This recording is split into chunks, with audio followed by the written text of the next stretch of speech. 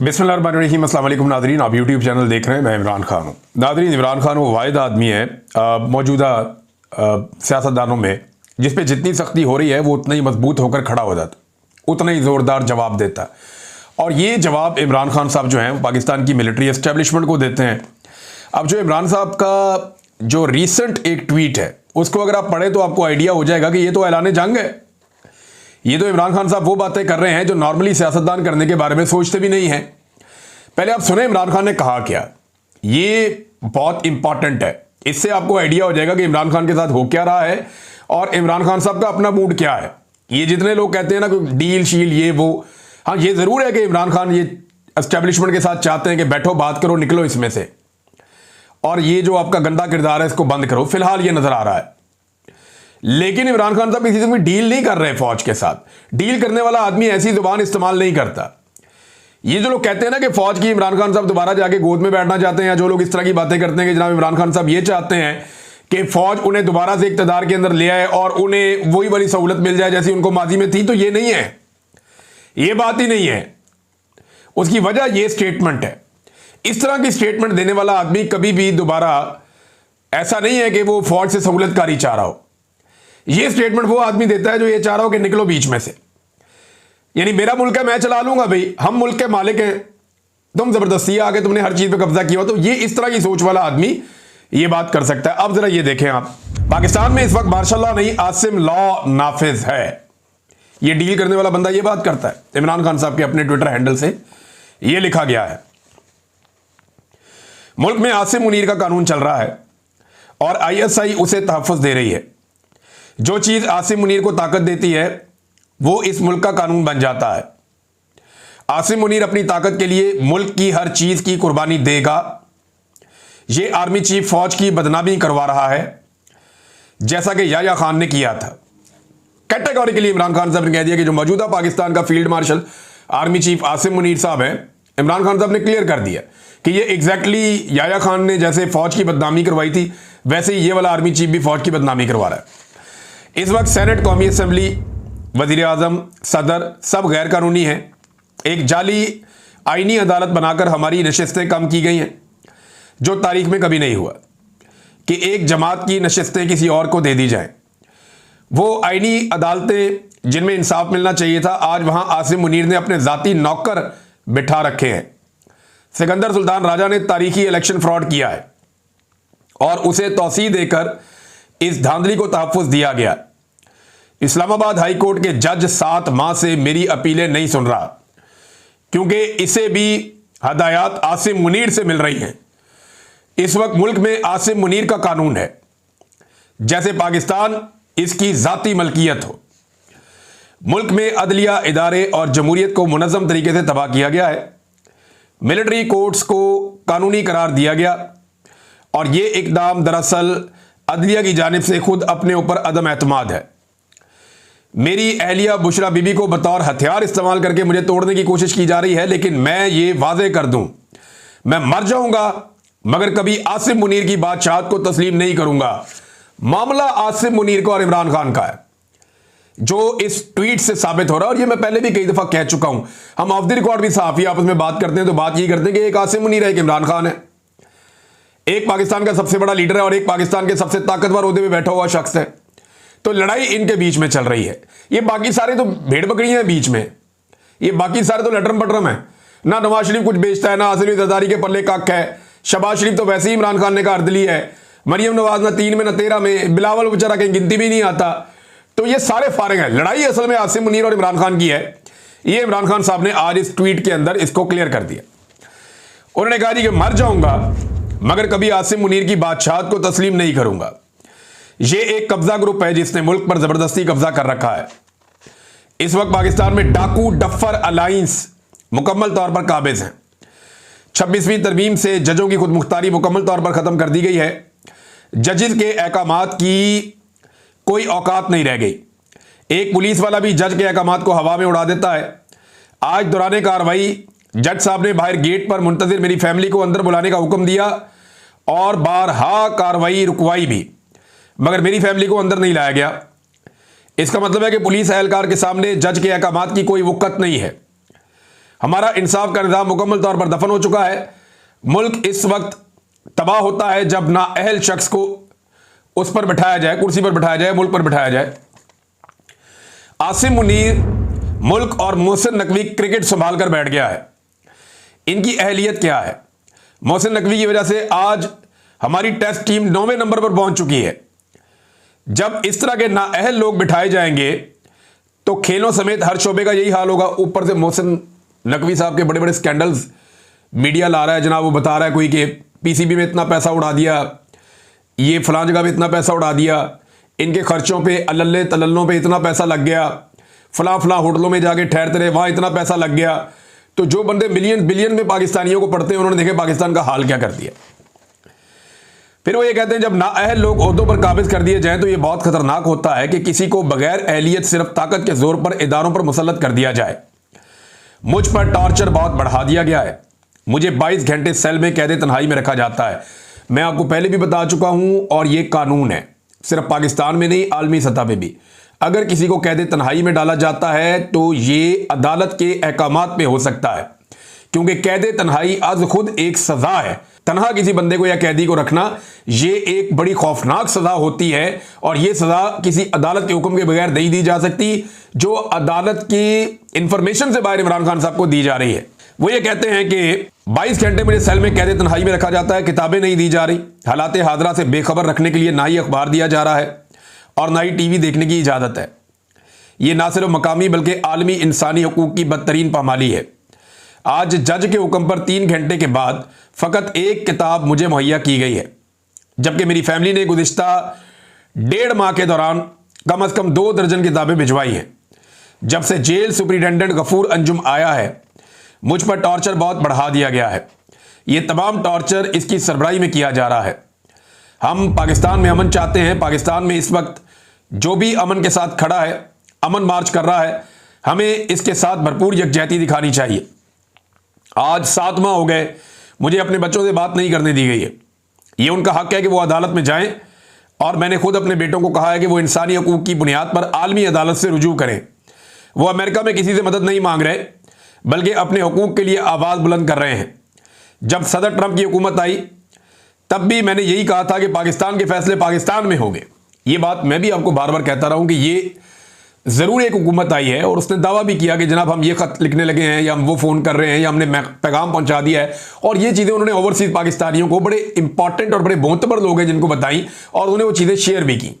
लेकिन उसके बाद पाकिस्तान की हुकूमत ने अच्छी डील मारी अमेरिका के साथ और बहुत सारा कुछ गिरवी रख के तो अपना गला छुड़वा लिया अमेरिका से कि जी इमरान खान को हमें अंदर रखने दें, हमारी मादनियात चाहिए आपको देंगे, हमारे कोई आपको मौक़िफ़ चाहिए वो आपको देंगे, आपके मुताबिक अपनी खारजा पॉलिसी बनाएंगे। अब्राहम अकॉर्ड की बात ये सारे करते रहते हैं। मैं आगे चल के आपको बताता हूँ कि एक्चुअली ये क्या चीज़ें अमेरिका के साथ तय कर रहे हैं। हमने तमाम दरवाजे खटखटाए लेकिन कहीं से सुनवाई नहीं हुई। मैंने सिर्फ एक बार मुज़ाकरात का कहा था, वो भी 26 नवंबर और 9 मई के कमीशन के मुतालबे के साथ। 26 नवंबर को निहत्ती अवाम पर गोलियां चलाने के पीछे आसिम मुनीर है। मैं आज फिर वादे कर रहा हूं कि अब बातचीत की कोई गुंजाइश नहीं है, क्योंकि यह गिरोह पूरा निज़ाम हथिया चुका है। बैरिस्टर गौहर, सलमान अकरम राजा, अली अमीन गंडापुर और जुनैद अकबर को ताकीद करता हूं कि भरपूर तरीके से तहरीक चलाएं। तहरीक का मकसद इंसाफ का निज़ाम, कानून की बालादस्ती और आईन का तहफ़्फ़ुज़ होना चाहिए। अगर हमने सड़कों पर आवाज़ ना उठाई तो यह कब्ज़ा ग्रुप पार्लिमानी पार्टी को भी आहिस्ता आहिस्ता तबाह कर देगा। मैं खड़ा हूं तो आपको भी खड़ा होना होगा। ये इमरान खान साहब के स्टेटमेंट का एक हिस्सा है। ज़रा दूसरा हिस्सा भी सुन लीजिए, जो आखिरी पैराग्राफ उन्होंने अपने ट्विटर अकाउंट से इमरान खान साहब के वहाँ शाया किया गया। हमारी जद्दोजहद हमारा हक है, क्योंकि पाकिस्तान की 80% अवाम मेरे साथ है। मैं जानता हूं कि धांधली का 90% अमल पोलिंग के बाद से लेकर नताइज के दरमियान हुआ है। मैंने 2 साल इलेक्ट्रॉनिक वोटिंग मशीन के लिए कोशिश की है। अगर 8 फरवरी को इलेक्ट्रॉनिक वोटिंग मशीन होती तो गेम वहीं ख़त्म हो जाती। आज भी कहता हूं, अगर इंतखाबात में शफाफियत चाहिए तो इलेक्ट्रॉनिक वोटिंग मशीन का निज़ाम लाया जाए, धांधली हमेशा के लिए ख़त्म हो जाएगी। इमरान खान साहब ने अडियाला जेल में जब सुनवाई हो रही थी केस की, तो तब ये बातचीत की है। यहां से आपको अंदाज़ा हो जाना चाहिए कि वो आदमी कितनी मजबूती से कहां खड़ा है। देखिए, एक बात आप सबको माननी पड़ेगी कि अगर अवामी दबाव इमरान खान साहब कायम करने में नाकाम रहे ना, तो ये वाली मिलिट्री एस्टेब्लिशमेंट जिसमें आसिम मुनीर साहब सरबराही कर रहे हैं, ये इमरान खान साहब को 1000 साल तक बाहर नहीं आने देंगे। जितने इन्होंने इमरान खान साहब पे मुकदमे कर छोड़े हैं, वो 200-300 मुकदमे हैं। ये एक मुकदमे में 100 एक साल 2-2 3-3 साल भी सजा देंगे ना, तो इमरान खान साहब को 1000 साल अंदर रख सकते हैं, या 1000 साल की सजाएं ये करवा सकते हैं। जितने भी मुकदमे इमरान खान साहब के ऊपर किए गए हैं। 26वीं आईनी तरमीम से पहले मुझे भी और पाकिस्तानियों को भी कुछ उम्मीद थी इस निजाम के अंदर कि इंसाफ मिलने की सूरत में इमरान खान साहब बाहर आ जाएंगे। अब वो उम्मीद तो होगी 0-0, उम्मीद तो होगी खत्म कि इमरान खान साहब इंसाफ मिलने की सूरत में या अदालतों से इंसाफ मिलने में बाहर आएंगे। अब जब वो उम्मीद खत्म हो गई तो बाकी क्या रह गया? सिर्फ अवाम की ताकत। जब अवाम खड़ी होगी तब इमरान खान बाहर आएगा। जब अवाम एस्टेब्लिशमेंट को नकेल डालेगी और उनको उनकी आईनी हदूद के अंदर वापस धकेल देगी, तब इमरान खान बाहर आएगा और तब पाकिस्तान में फ्री एंड फेयर इलेक्शन भी हो जाएगा। सबसे बड़ा टास्क पाकिस्तानियों के सामने एक ही है कि पाकिस्तान और पाकिस्तानी 25 करोड़ लोग हैं, हल्का सा ऐसे करके झटका लगाएंगे, सब कुछ ठीक हो जाएगा। पाकिस्तानी फैसला करें और फैसला करके पाकिस्तान की मिलिट्री एस्टेब्लिशमेंट को देंगे ना। एमक्यूएम को शिकवा किससे है? मिलिट्री एस्टेब्लिशमेंट से। नून लीग को आजकल वो गोद में बैठे हुए हैं, लेकिन वो भी अपनी तबाही के लिए मिलिट्री एस्टेब्लिशमेंट को जिम्मेदार कहते हैं। पीपल्स पार्टी जो है वो जुल्फिकार जी भुट्टो के कत्ल से लेकर बेनजीर भुट्टो की शहादत तक, और आज तक वो ये कहती है कि जी मिलिट्री एस्टेब्लिशमेंट ने किया जो किया। बादशाह खान से लेकर आज तक एएनपी मिलिट्री एस्टेब्लिशमेंट को सारे मसाइल का जिम्मेदार समझती है। ये सिर्फ मौलवियों की थोड़ी बहुत जमातें अगर आप बीच में से निकाल दें तो बाकी सारे तो एस्टेब्लिशमेंट के खिलाफ हैं। जितनी अवामी पॉलिटिकल पार्टीज हैं पाकिस्तान में बड़ी, पीटीआई समेत, ये सारे तो एंटी एस्टेब्लिशमेंट है। अंदर से तो इनके अंदर ये सोच है कि इन्होंने हमें तबाह किया, यहां तक पहुंचा दिया है। आज सियासतदान की पाकिस्तान में इज्जत कोई नहीं है, सिर्फ एक ही इदारा है जो डंडे के साथ पूरे मुल्क को चला रहा है। तो ये जो एस्टेब्लिशमेंट है, इसको अवाम एक दफा फैसला करे और इसको दीवार के साथ लगा के इसकी आईनी हुदूद में भेज दे, तो याद रखिएगा पाकिस्तान चल जाएगा, फिर इमरान खान भी छूट जाएगा, वरना नहीं। और इस वक्त मैं आपको बताता हूं अभी क्या हो रहा है। इस वक्त 27वीं आईनी तरमीम पर बहुत तेजी से काम हो रहा है। मेरे सोर्स ने मुझे जो इंफॉर्मेशन दी उसके मुताबिक ये धड़ाधड़ उसके अंदर चीजें तब्दील कर रहे हैं, और बहुत सारे ऐसे मामलात जो माजी में फौज के पूरी तरह से कंट्रोल में नहीं रहे, या एस्टेब्लिशमेंट की गिरफ्त कहीं पे किसी जगह पे कोई नरम थी, तो वो पूरी गिरफ्त में लेने के लिए एक शिकंजा कसा जा रहा है 27वीं आईनी तरमीम के जरिए से। जो एक कानूनी दिमाग है उन्हें बिठाया गया है। हुकूमत को इसकी अली बे का भी नहीं पता, ना नवाज शरीफ को पता है, ना जरदारी को पता है, ना बिलावल मरियम, कोई नहीं। शहबाज शरीफ तो वैसे ही नहीं बेचारा, ये इनको पता ही कुछ नहीं है कि 27वीं आईनी तरमीम का ड्राफ्ट कहां तैयार हो रहा है और उस ड्राफ्ट के अंदर कौन सी नई चीजें शामिल हो रही हैं, कौन कौन से आइन और कानून की धज्जियां उसके अंदर उड़ा दी जाएंगी, कौन कौन सी चीजें तब्दील कर दी जाएंगी 27वीं आईनी तरमीम में। ये इनको कुछ पता नहीं है। इन्हें लाकर ड्राफ्ट दिया जाएगा और कहा जाएगा जनाब ये ड्राफ्ट है, इसको आप 27वीं आईनी तरमीम में ये कर दें, पास करवा दें। तो 27वीं आईनी तरमीम के बाद जो है वो मार्शल लॉ प्लस हो जाएगा इस मुल्क में। बल्कि इमरान खान साहब तो कहते हैं कि ये फील्ड मार्शल से इसको मंसूब करते हैं कि ये आसिम लॉ है पाकिस्तान में, ये कोई मार्शल लॉ भी नहीं है, ये उससे भी आगे मार्शल लॉ प्लस की कोई चीज है। अब नाजरीन, मईशत पर कुछ झूठ बोले गए हैं पाकिस्तान में, इसको जरा आज क्लियर कर देते हैं। मैं ये चीज़ आपके सामने रखने लगा हूं, और ये अदाद शुमार जो है ये सरकारी है, लेकिन जो चीज़ें अब मैं आपको बताऊंगा, जो लोग कहते हैं ना पाकिस्तान ना दिवालिया हुआ ना होने जा रहा है, देखिए पाकिस्तान जो है वो इसके दिवालिया होने की खबरें आई 2023 में, 2022 में ऐसा सच नहीं थी। 2023 में पाकिस्तान के दिवालिया होने की खबरें ज़्यादा आई जब हुकूमत थी शहबाज शरीफ की और आर्मी चीफ बन गए थे आसिम मुनीर साहब, तो फिर पाकिस्तान के दिवालिया होने की खबरें आई, और ये खबरें सबसे पहले और सबसे ज़ोरदार तरीके से ख्वाजा आसिफ साहब ने बताई। उन्होंने कहा जी कि पाकिस्तान जो है वो दिवालिया हो नहीं रहा बल्कि दिवालिया हो चुका है। पूरी इन्होंने कोशिश की कि ये दिवालियापन इमरान खान साहब के खाते में डाल दिया, लेकिन अल्लाह ताला बड़ा बेनियाद है, उसने मदद की और इनके अपने अंदर से गवाहियां आना शुरू हो गई सरकारी आदाद शुमार के मुताबिक कि इमरान खान के दौर में जो कौमी खजाने के अंदर पैसा पड़ा हुआ था वो पाकिस्तान का पैसा था, और वो पाकिस्तान के पास लगभग 16 अरब डॉलर पाकिस्तान के अपने रिजर्व के अंदर पड़े हुए थे। और उस दौर में किसी किस्म का कोई पाकिस्तान डिफॉल्ट होने नहीं जा रहा था।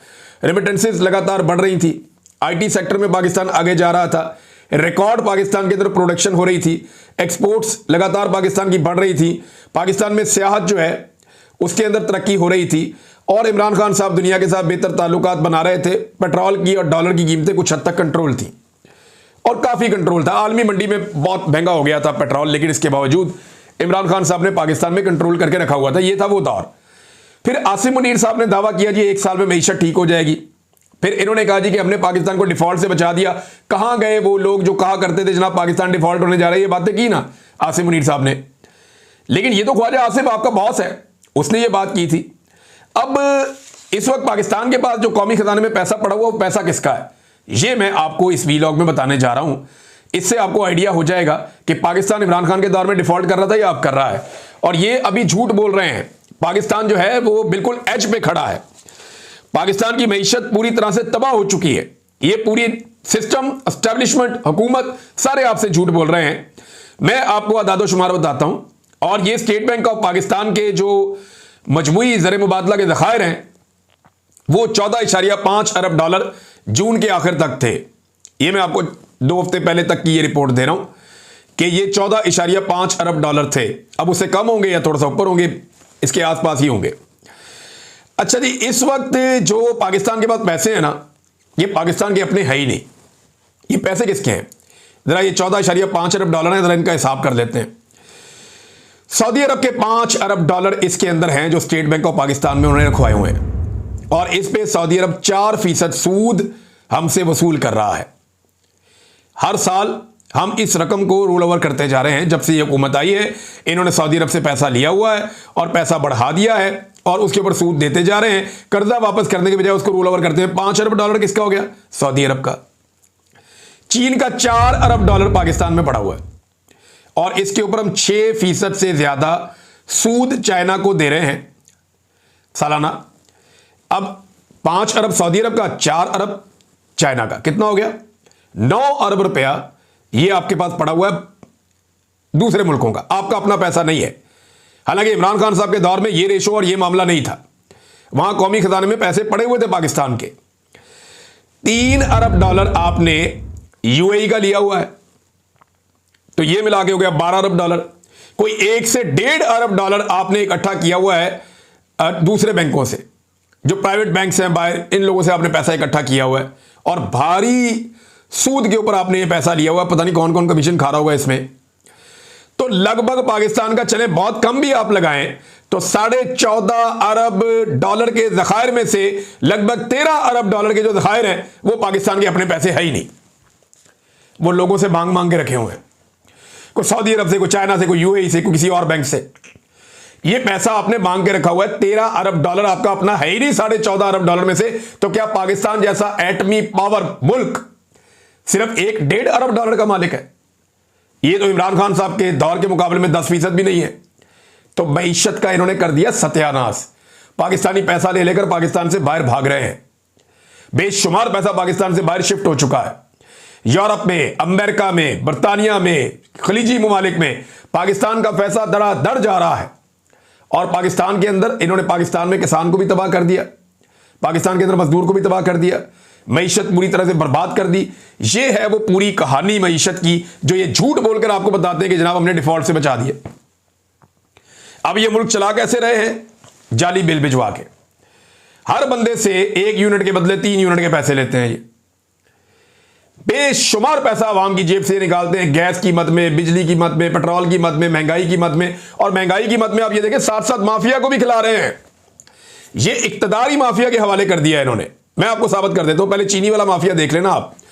चीनी वाले माफिया की जो कारस्तानी है वो आप देखें, आपको यानी हैरत होती है कि ये मुल्क कैसे, किस तरीके से चलाया जा रहा है, किस तरह के तजर्बे इस मुल्क में किए जा रहे हैं। अगर चीनी का मामला देखें तो पहले जनाब चीनी एक्सपोर्ट कर दी और कहा गया जी चीनी बहुत ज्यादा होगी, हम एक्सपोर्ट कर रहे हैं, बाहर भेज देते हैं। अब कहते हैं चीनी कम हो गई, इसलिए चीनी की कीमत 205 रुपए किलो होगी, अब चीनी बाहर से मंगवा लेते हैं। और इस बीच में जो माफिया है उसने चीनी स्टोर करके अवाम की जेबों पे बेशुमार डाका डाल दिया। अरबों रुपया उन्होंने अवाम की जेब से निकाल लिया। और फिर फाइनली क्या कर रहे हैं, चीनी को मंगवा रहे हैं नवंबर में, जिस वक्त किसान ने अपना गन्ना बेचना है। जब नवंबर में चीनी आएगी, माफिया उस चीनी के साथ खेलेगा और किसान का गन्ना जो है वो टके टोकरी हो जाएगा। किसान को एक मरतबा फिर इन्होंने दफन करने का फैसला कर लिया है।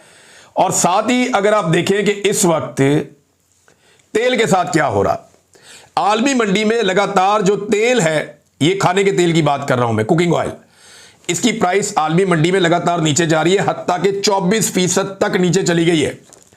लेकिन पाकिस्तान में यह कीमत नीचे नहीं जा रही। पाकिस्तान में यह कीमत 4.5% तक मजीद बढ़ गई है। 24% ये लगा लें, 5% वो लगा लें, लगभग 30% का पाकिस्तानियों को चूना लग रहा है। अब ये 30% का चूना कितना है, जरा आप ये देख लेंगे, सार्फिन से 1 लीटर के ऊपर 150 रुपए से 170 रुपए इजाफी वसूल किए जा रहे हैं। आप जो भी घी या ये कुकिंग ऑयल खरीदते हैं, आपको इसके ऊपर इजाफी पैसे पे करने पड़ते हैं, फी किलो के ऊपर या फी लीटर के ऊपर 150 से 170 रुपए। ये जनाब पाकिस्तान के साथ माफिया ने कंट्रोल किया हुआ है पूरे के पूरे मुल्क को। और इनकी सोच कैसी है, अजीबोगरीबी सोच है। यानी जिस वक्त मगरबी दुनिया फलस्तीन को तस्लीम करने की बातें कर रही है, फ्रांस से खबर आ रही है, मैक्रोन जो है वो हो सकता है कि सितंबर के महीने में जब यूनाइटेड नेशन का इजलास हो तो वो वहां पे ऐलान कर दे। और ये खबरें वहां से आ रही हैं कि वो फलस्तीन को तस्लीम कर रहे हैं। जब दुनिया गजा के मसाइल के ऊपर परेशान है, उस वक्त पाकिस्तान के वुज़रा जो हैं वो बड़ी ढिठाई के साथ टीवी चैनल्स के ऊपर बैठकर अब्राहम अकॉर्ड के बारे में गर्दाने कर रहे हैं। अब अब्राहम अकॉर्ड क्या है, मैं आपको पहले भी बता चुका हूं कि अब्राहम अकॉर्ड का मतलब है कि इसराइल को तस्लीम करना।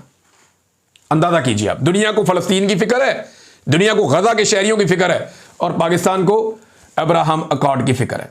फिर जैसे ही आप वादे करके आएंगे तो फिर वैसे ही आपको काम करने पड़ेंगे।